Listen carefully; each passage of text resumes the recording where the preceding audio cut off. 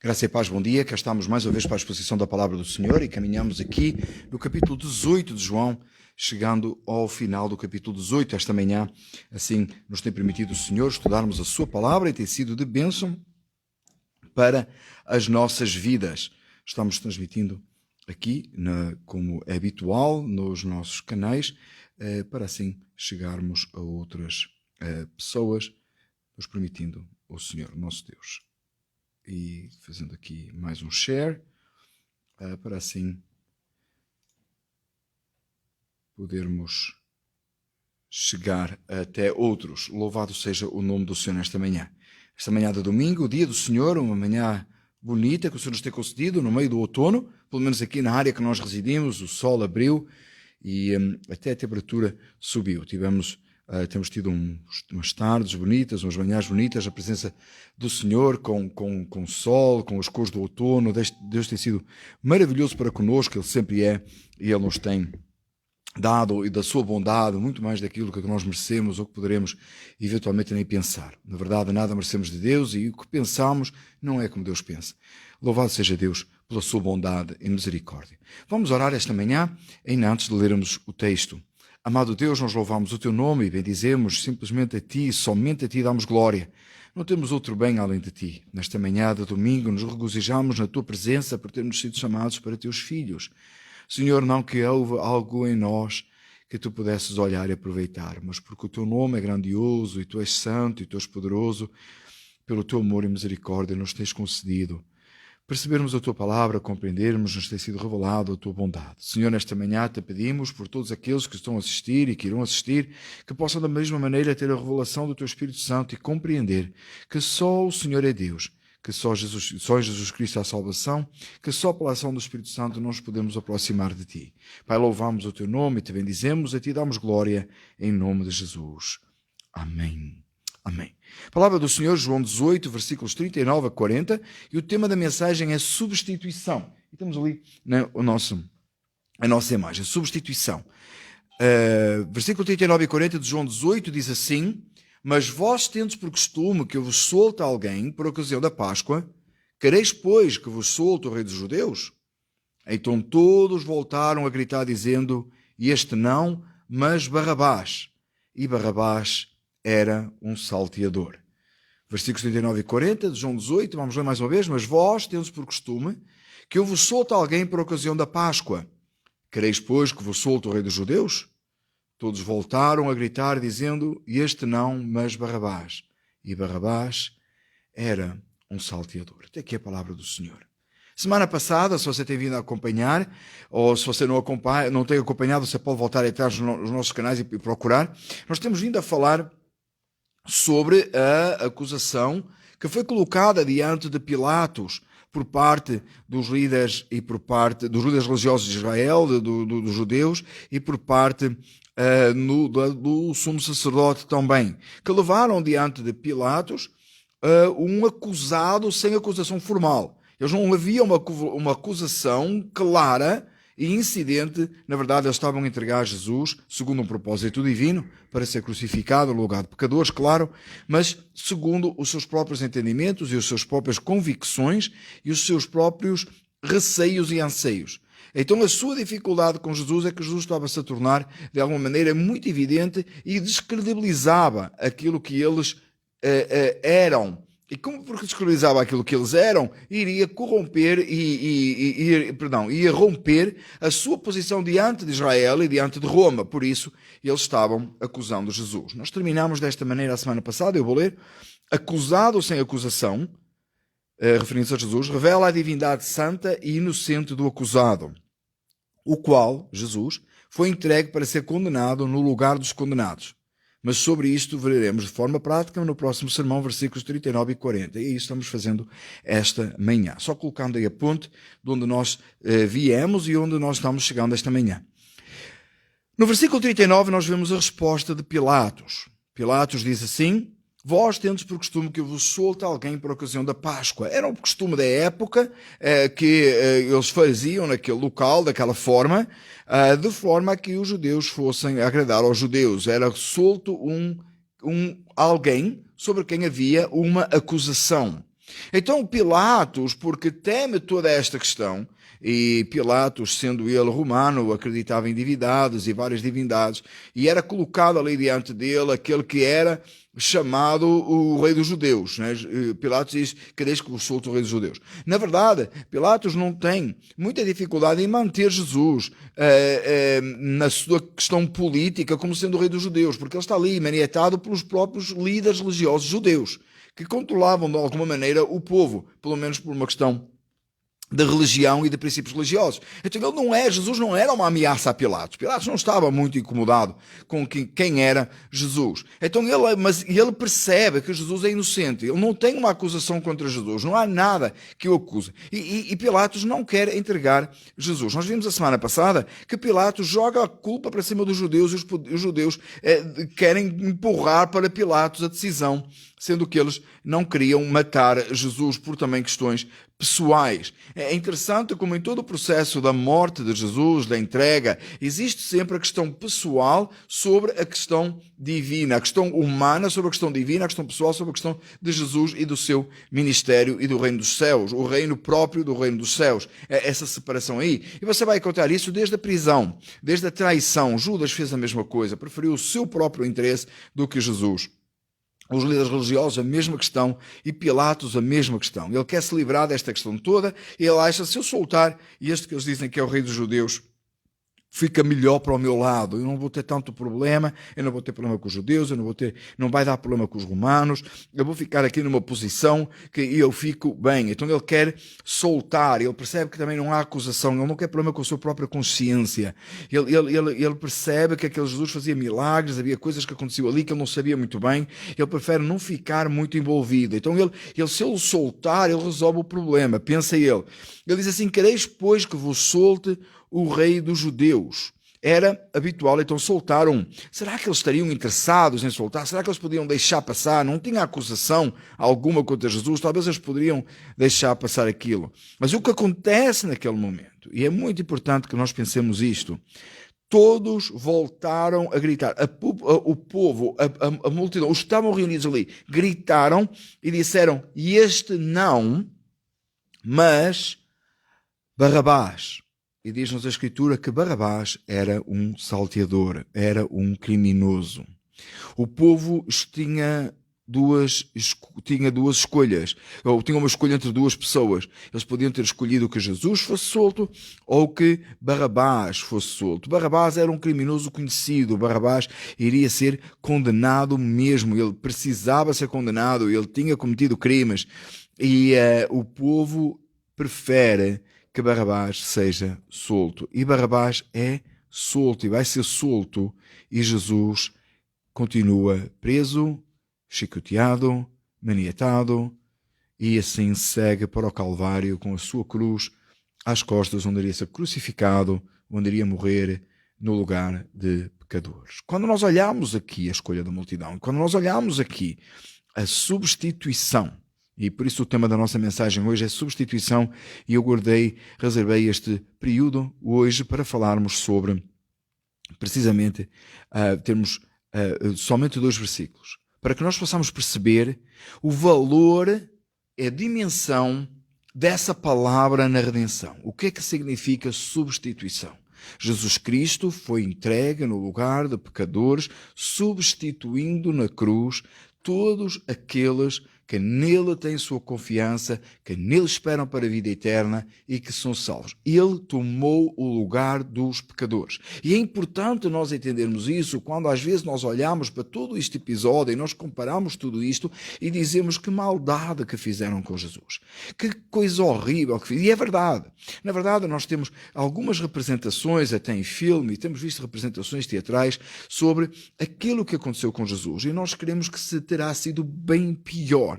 Terá sido bem pior no sentido físico e humano, da forma que Jesus foi condenado, da forma horrível que Jesus foi chicoteado, a forma como faziam tudo aquilo. Às vezes eu estou a ouvir descrições de pregadores bons, servos de Deus, fazendo realmente referência aos sacrifícios de Cristo. A gente lê aqueles estudos de como é que o corpo ficava pendurado na cruz e a forma como os membros se rebentavam e tudo aquilo. E é horrível pensar acharmos estas coisas. Mas, na verdade, o que acontece com Jesus, vai muito para além disso. Nós iremos falar isso no próximo capítulo 19, a forma como Cristo sofreu a ira de Deus colocada sobre ele na cruz, no lugar de pecadores. Mas no momento em que o povo poderia escolher, eles preferiram escolher Barrabás, e Barrabás foi substituído por Jesus, nesse sentido aí, na colocação, para usando a palavra substituição. Então, quem é que Barrabás representa? Qual é a representação de Barrabás? Por que é tão importante estar referido aqui, de que Pilatos deu a escolher, e não só que ele deu a escolher entre Jesus e o outro, que é Barrabás, mas, além disso, menciona o nome e menciona que ele é um criminoso e menciona que o povo escolhe Jesus. E assim Barrabás é solto.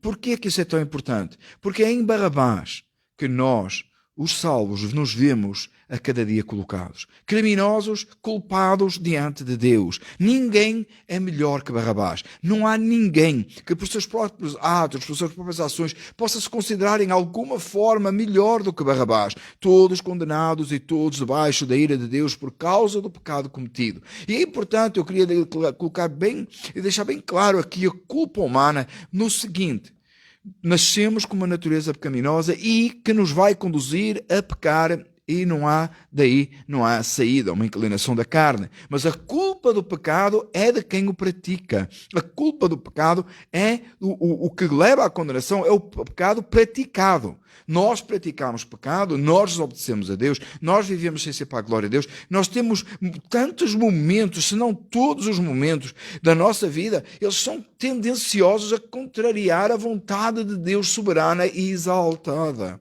No dia de hoje, dia de domingo, dia de celebrar o Senhor, dia de cultuar, tem gente não indo à igreja, tem gente não celebrando a Deus, tem gente não cultuando o Senhor, e é pecado, por exemplo, de muitas outras coisas. O vivermos sem ser para a glória de Deus, o vivermos para nós próprios, buscando o nosso interesse. Vimos isso esta manhã, já falei em Judas, em Caifás, e naqueles que entregaram Jesus.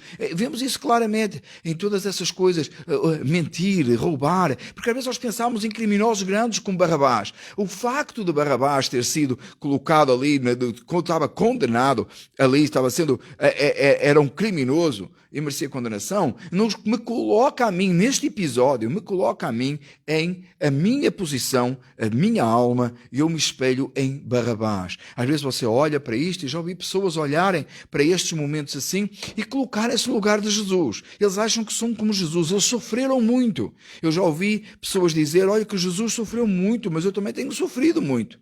Como se o facto ali, a nossa posição ali, fosse Cristo. Nós estivéssemos no lugar de Cristo, de maneira nenhuma. Nós estávamos no lugar de Barrabás. Nós estávamos no lugar da multidão que condenou Jesus, porque ele foi crucificado, ele levou sobre si o nosso pecado. O pecado daqueles que haveriam de ser salvos. Ele levou sobre si a condenação. Ele sofreu a penalização do pecado que ele nunca tinha cometido por causa dos outros. Ele foi entregue no lugar de malfeitores, no lugar de perdidos, daqueles que tinham agido contra ele próprio. Por isso que nas palavras da cruz nós encontramos: Pai, perdoa-lhes, que não sabe o que faz. Encontramos as mesmas palavras em Estevão. Porquê? Porque essa condenação que viria sobre toda a geração humana, ela é levada ao Calvário sobre o inocente Cordeiro de Deus. E isso nos faz pensar em Abraão. Quando Abraão coloca sobre o altar o seu filho para imolar o seu filho, e o anjo de Deus o bradou desde os céus, ele olhou e tinha um animal do lado que ele pôde substituir e colocar no altar no lugar do seu filho. Em Gênesis 22:13 diz assim: então levantou Abraão os seus olhos e olhou, e eis um carneiro detrás dele, travado pelos seus chifres no mato, e foi Abraão e tomou o carneiro e ofereceu em holocausto em lugar do seu filho. Deus tinha chamado, e este episódio aqui de Abraão, ele aponta exatamente para o Calvário, ele aponta exatamente para o que haveria acontecer com Cristo, em que o filho está colocado sobre o altar, e naquela hora ele é substituído por aquele carneiro, apontando para o Cordeiro de Deus que viria substituir e tomar o lugar de condenação, o lugar daqueles que creem em Cristo Jesus, que estavam condenados. Então, a substituição aqui, a posição aqui que Barrabás toma, a posição que Jesus toma, Jesus é condenado, Barrabás é solto, é assim que eu me vejo, me olho, tal e qual Isaac, também lá sobre o altar de Abraão, em que Deus, em sua misericórdia, em sua bondade, ele providenciou um substituto que é Cristo, e assim nós podemos ser livres da condenação do nosso pecado e podemos ter vida eterna. E este mês é o mês do Thanksgiving, é o mês da ação de graças. E se há alguma coisa que eu sou grato a Deus, e nós iremos falar sobre isso nos próximos domingos da parte da tarde, as próximas 3 semanas, é da salvação da minha alma, em que eu não sou merecedor, mas Ele, Cristo Jesus, tomou o meu lugar para que eu pudesse ser livre dessa condenação. Pilatos deu a escolha, o povo escolheu Barrabás, Barrabás sai livre, Jesus é condenado. E eu estava condenado pelos meus pecados, Cristo Jesus tomou o meu lugar na cruz, eu sou livre dessa condenação e agora eu posso viver para a glória de Deus, exaltando e glorificando o seu nome, e um dia estarei com Ele para todo sempre. Esta mensagem da substituição, esta é a maravilhosa mensagem do Evangelho. E o mais belo desta mensagem é que não tem mérito humano. Não é algo que eu fiz, é algo que Ele fez, é algo que Ele me concedeu, é algo que glorifica e exalta o nome dEle para todo sempre. Aquela multidão naquele lugar, eles clamaram, eles gritaram, eles disseram que não queriam Jesus fosse solto, eles queriam Barrabás, sem entenderem o que estavam a fazer. Eles estavam a fazer a escolha pela humanidade, eles estavam a fazer a escolha que Deus tinha feito, que de enviar o seu Filho ao mundo para que salvasse o mundo através da sua própria morte, da sua própria entrega. Eles estavam fazendo aquilo que Jesus orou lá no jardim de Getsemane. Pai, se possível, passa de mim este cálice, mas seja feita a tua vontade e não a minha. E a vontade do Pai foi feita. Jesus Cristo está ali naquele lugar. A vontade do povo é aquela que, determinada por Deus, debaixo da soberania de Deus, conduziu Cristo a um lugar de condenação, mas é o povo que o entrega, é no lugar do povo que ele morre, e no projeto e no plano de Deus tudo se alinha e tudo se coloca exatamente como deveria de ser. Nesta manhã, o meu desejo é que esta mensagem possa passar para a sua vida e você possa entender, e eu possa entender cada vez mais, que Barrabás não é uma figura separada de todo o plano da redenção, como alguém que a gente coloca aqui, que é interessante, como é que o povo estava tão cego, né? Às vezes fica só assim, interessante que o povo estava tão cego que não percebeu nem que Barrabás era criminoso, Jesus é inocente. É muito mais do que isso. Eles escolhem o criminoso, representando a humanidade perdida sem Cristo, em que o substituto é colocado no lugar dele, para que possa haver salvação. Esta mensagem é a mensagem da mais importante. Esta não é uma mensagem para nós falarmos na Páscoa. Esta não é a mensagem para nós lembrarmos de vez em quando. Nós estamos vivendo o Thanksgiving e não há nada mais que eu possa ser mais grato a Deus do que por esta mensagem. E quando chegar o Natal, para o mês que vem, é o mês que nós lembramos esta mensagem, porque foi nesse mês que nós lembramos, celebramos, que Jesus Cristo veio ao mundo com este propósito. E por isso seguimos, e quando chegamos à Páscoa, nós lembramos outra vez, e nós vamos lembrando sempre, porque nosso lugar de condenação era este. Esta manhã eu gostaria que você soubesse aquilo que você é Barrabás. Eu gostaria que você soubesse que o lugar de Barrabás, de condenado, era o lugar que a sua vida estava. Mas não uma condenação de morte de cruz, uma condenação eterna. Porque o que acontece no Calvário não é uma libertação de uma morte física, mas uma libertação de uma morte eterna, de uma condenação eterna, de uma justa ira de Deus. Então Barrabás representa as nossas vidas. Nós temos pecado contra Deus e não há ninguém que não tenha pecado contra Deus. Se você já foi salvo, se a sua alma é salva, se você já se voltou para Deus, você é conduzido pelo Espírito Santo, você recebeu Cristo e você percebe, você está em Cristo Jesus, tem uma nova vida e vive para a glória do nome do Senhor, meu irmão, nós nos veremos na glória. Mas para que nós nos vejamos na glória, Cristo pagou o preço, Ele foi colocado. Então dê glória ao nome dEle, regozije-se no Senhor, exalta Cristo Jesus, viva inteiramente para a glória e exaltação do nome daquele que tomou o seu lugar, daquele Cristo Jesus que tomou o seu lugar no Calvário. Mas, meu amigo, se você está a ouvir esta mensagem e você até percebe estas coisas, mas estas coisas não têm tocado a sua alma de uma forma profunda, de uma forma transformadora, em que o seu coração se enche de alegria e regozija no seu Salvador, você glorifica a Deus, você exalta, vive para a glória de Deus em santidade, longe do pecado. Se essas coisas não têm acontecido na sua vida ainda, talvez você ainda está na posição de Barrabás. E eu temo pela sua alma, porque um dia você estará diante do Senhor e a condenação eterna está preparada para todo aquele que rejeitar Cristo, que é ímpio. Rejeitar Cristo não é pura e simplesmente dizer, não é só aquelas pessoas que dizem eu não reconheço a divindade de Jesus, eu não acho que Jesus foi uma figura histórica, ele não é Deus, ele não é Salvador.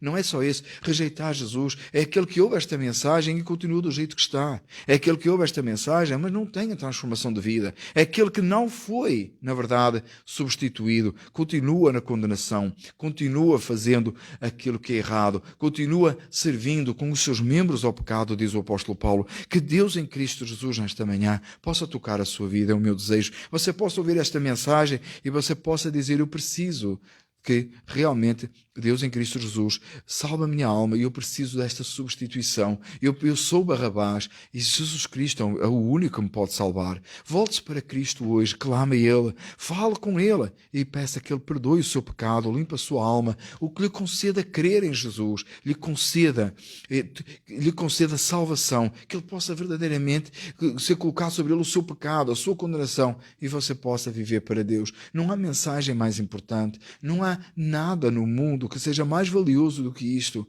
porque esta é a mensagem central de toda a humanidade. Deus nos criou, nós pecamos contra Deus, Jesus Cristo veio para libertar. Todo aquele que nele crê tem vida eterna. E quem não crê já está condenado. Ou seja, continua condenado e será condenado eternamente. Que Deus em Cristo Jesus não permita que a sua alma seja assim. Volte-se para Cristo hoje. Volte-se para Jesus. Que Deus possa realmente conceder a salvação que há em Cristo, somente em Cristo, à sua alma. Eu vou orar.